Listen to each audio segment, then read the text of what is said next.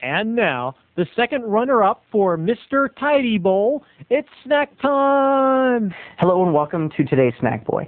A lot of parents out there think that their children should read the books that are on their reading level, or see the movies that are in their age range, like PG-13 is for 13-year-olds, or books like The Godfather and Rage of Angels are for adults. Well, I have a problem with this theory, because some of us like to read things that are a little above our means. We want to stretch those imaginations. We want to go further and push further. So when I was in the 5th grade, I remember I was in church, or maybe in the 4th grade, and I was reading a book that was, well, above the children's reading level. It was called Rage of Angels by Sidney Sheldon, and it's filled with murder, lust, intrigue, espionage, breast, boobies, blood, violence, and even crucifixion. And I was in church reading this, and of course I should have been listening to the sermon, but I was, reading my Rage of Angels book.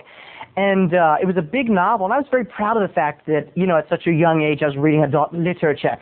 And there came a part in the book where a kid is killed by being nailed into the ground, and it was very violent and very believable. I remember right there in church just white stars filling my eyes and feeling like, oh, very lightheaded. And I should have learned my lesson that when I'm going to read the adult novels, don't read them in church, because the pastor was like looking at me weird from the pulpit. Don't read them in front of your parents, but read them in the privacy of your own bedroom.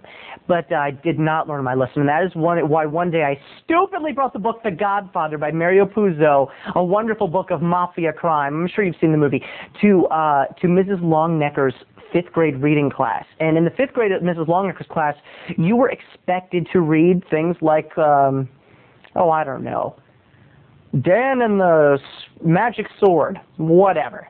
But I was reading The Godfather, and it came to a part in the class, and I was looking around, I'm reading my book, and I'm feeling a little cocky. I'm like, look at all of them reading their children's books. Well, not me, no siree, I'm going to read The Godfather. And I understand its ties of mafia family and espionage and fidelity and the questions it raises versus family versus violence. I understand it. I just felt so pretentious, really.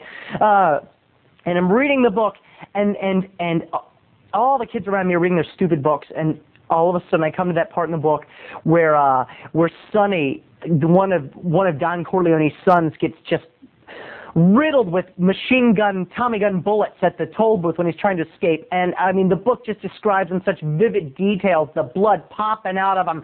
And, like, a couple scenes later, a guy wakes up and his favorite horse has had its head cut off and it's lying under the blankets with him. And for some reason, all of this blood and violence, especially the part with Sonny at the toll booth just being shot in the neck and the throat. I was just so into the story, and I felt like I knew Sonny and I knew all the characters. And right there in front of the whole class, I started getting dizzy. And Mrs. Longnecker said, Terry Crummett, what's wrong? And I heard through the white haze, I said, Mrs. Longnecker.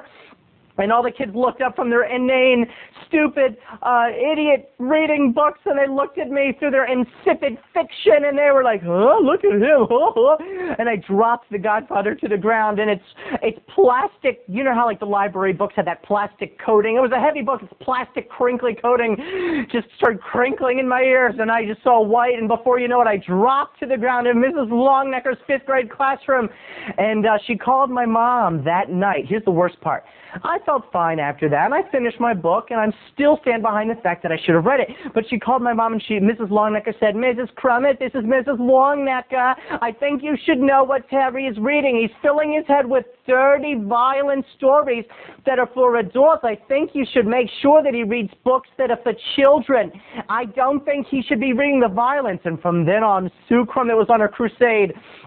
She would go to the library with me, and she wouldn't even let me go into the adult reading section. She would take me into the kids reading section, and she wouldn't even here's the worst part. In the kids reading section, she wouldn't even let me pick out kids books that she thought were too violent. One book I picked out had a kid like a armor with like a soldier holding a sword, and she even said no to that. So people, here's my thing for today.